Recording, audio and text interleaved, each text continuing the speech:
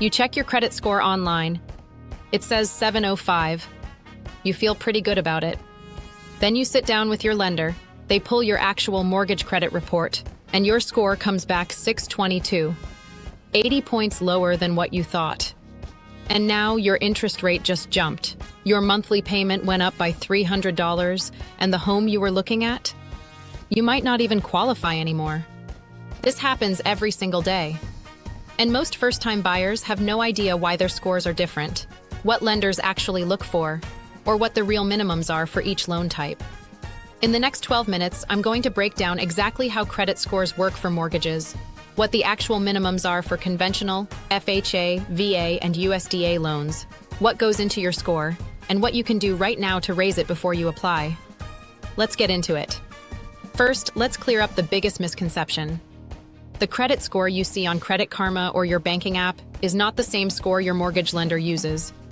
Those free scores are usually Vantage score models. Mortgage lenders use a completely different system. They use classic FICO scores pulled from all three credit bureaus, Experian, Equifax, and TransUnion. Specifically, lenders are required to use older versions of FICO that were designed specifically for mortgage lending. So it is completely normal for your mortgage score to be 30, 50, even 100 points different from what you see online. Don't panic when this happens. Just know it's coming. Now here's how lenders determine which score to use. If you have scores from all three bureaus, the lender takes the middle score. Not the highest, not the lowest, the middle one. If you only have two scores, they take the lower one. And if there are multiple borrowers on the loan, like you and your spouse, the lender looks at each person's score individually and then uses the lowest score between all borrowers. That's the score that determines your loan eligibility and your interest rate. This is why it matters so much. A few points on your credit score can mean thousands of dollars over the life of your loan. So what are the actual minimums? Let's break it down by loan type. Conventional loans. These are backed by Fannie Mae and Freddie Mac, and they are the most common mortgage in America. For a conventional loan, Fannie Mae requires a minimum credit score of 620 for fixed-rate loans and 640 for adjustable-rate mortgages. Freddie Mac is a little stricter on manually underwritten loans. They require 660 for a one-unit fixed-rate purchase, 680 for ARMs, and 700 for a no-cash-out refinance. Now here's the thing. 620 gets you in the door, but it doesn't get you the best rate. The higher your score, the lower your interest rate, and the less you pay in something called loan-level price adjustments. These are fees that Fannie Mae and Freddie Mac charge based on your credit score and your down payment. A borrower with a 760 score and 20% down pays almost nothing in these fees. A borrower with a 620 score and 5% down gets hit hard. We're talking thousands of dollars added to your closing costs or baked into a higher rate. So with conventional loans, 620 is the minimum, but 740 or higher is where you start getting the best deals. FHA loans. This is where it gets more flexible for buyers with lower credit. According to the FHA guidelines in HUD Handbook 4000.1, FHA has a true floor of 500. That is the absolute lowest score FHA will allow. But here's the catch. If your score is between 500 and 579, you are required to put down 10%. That's a big down payment. If your score is 580 or above, you are eligible for maximum financing, which means you only need 3.5% down. That's the standard FHA down payment most people know about. So the real target for FHA is 580. That's where the program becomes the affordable option it's known for. FHA also uses something called the Minimum Decision Credit Score, or MDCS. If you have 3 scores, they use the median. If you have 2, they use the lower one. And if there are multiple borrowers, they use the lowest MDCS among all borrowers. One more important detail. Even though FHA allows scores down to 500, many individual lenders set their own minimums higher. You might find that most FHA lenders require at least 580 or even 620. That's called a lender overlay. It means the lender is being more conservative than what FHA technically allows. So if one lender says no, shop around. Another lender might say yes with the same score. VA loans. If you are a veteran or active duty military, this is your benefit, and it's one of the best mortgage programs in the country. Here's the key thing about VA loans. The Department of Veterans Affairs does not set a minimum credit score. Officially, there is no floor. However, most VA-approved lenders will want to see a score of at least 620. Some will go as low as 580 if you have compensating factors like low debt, steady employment, or cash reserves. VA loans also don't require a down payment, and they don't charge monthly mortgage insurance, which makes them incredibly powerful even if your score is on the lower end. The VA does look at something called residual income, which is the money you have left over each month after paying all your bills. So even if your credit score is fine, you still need to show you can afford the home after all expenses are covered. USDA loans. These are designed for low to moderate income buyers purchasing in rural or suburban areas. Similar to VA, the USDA itself does not set a minimum credit score. But in practice, you need a 640 to get automatic approval through their system called GUS, the Guaranteed Underwriting System.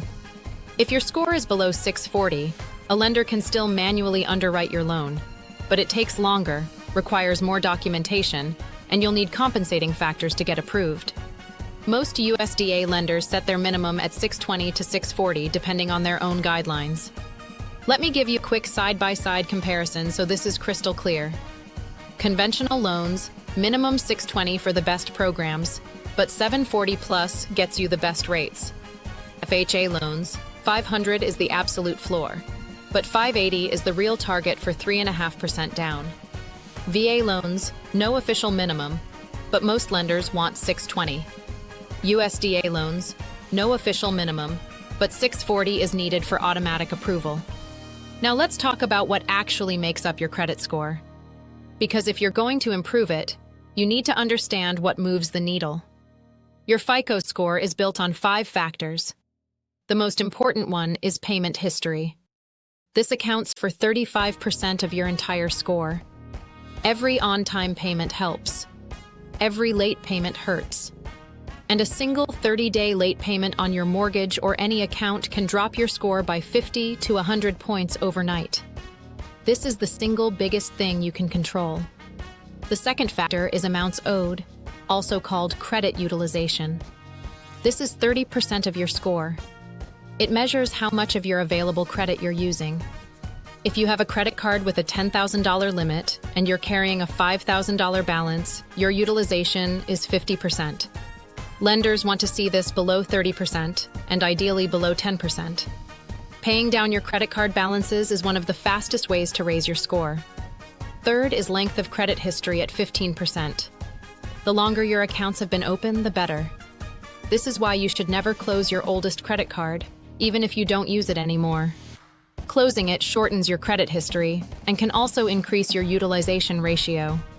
Fourth is credit mix at 10%. Lenders like to see that you can handle different types of credit. A mix of credit cards, a car loan, maybe a student loan shows you can manage various types of debt responsibly. Fifth is new credit, also 10%. Every time you apply for a new credit card or loan, it creates a hard inquiry on your report. Too many hard inquiries in a short period signals risk. However, when you're shopping for a mortgage, multiple credit pulls within a 14 to 45-day window are typically counted as a single inquiry. So don't be afraid to shop multiple lenders for the best rate. Now here's the part everyone wants to know. How do you raise your credit score before you apply for a mortgage? Number 1, pay every bill on time starting right now. Set up auto pay on everything. One missed payment can set you back months. Number 2, pay down your credit card balances. Get your utilization below 30%, and if you can, below 10%. This is the fastest way to see a score jump. Some people see a 20 to 40 point increase within one billing cycle just by paying down cards. Number 3, do not open any new credit accounts. No new credit cards, no new car loans, no financing furniture. Every new account creates a hard inquiry and lowers your average account age. Number 4, do not close old accounts. Even if you've paid off a card and don't use it anymore, keep it open. The available credit helps your utilization, and the account age helps your history. Number 5. Check your credit report for errors. Go to annualcreditreport.com and pull your free report from all 3 bureaus. Look for accounts that aren't yours, incorrect balances, or late payments that were actually on time. Dispute anything that's wrong. Correcting errors can boost your score significantly. Number 6. If you have collections, talk to your lender before paying them. This sounds counterintuitive, but paying off a collection can sometimes actually lower your score in the short term because it updates the account activity date. A good loan officer will tell you the right strategy for your specific situation. And number 7, give yourself time. If your score needs work, start at least 3 to 6 months before you plan to apply. The biggest score improvements don't happen overnight. They happen from consistent, disciplined habits over several months. So let's recap. Your free credit score is not your mortgage score. Lenders use FICO scores from all 3 bureaus and take the middle score. Conventional loans need 620 minimum. FHA needs 580 for 3.5% down. VA has no official minimum, but most lenders want 620. USDA needs 640 for automatic approval. And the fastest way to raise your score is to pay bills on time, pay down credit cards, and don't open or close any accounts. Your credit score is not permanent. It changes every month based on what you do. If you start today, you could see a meaningful improvement in just 60 to 90 days. If this video helped you understand your credit score better, hit subscribe. We put out new videos every week breaking down everything first-time homebuyers need to know. No jargon, just straight answers. I'll see you in the next one.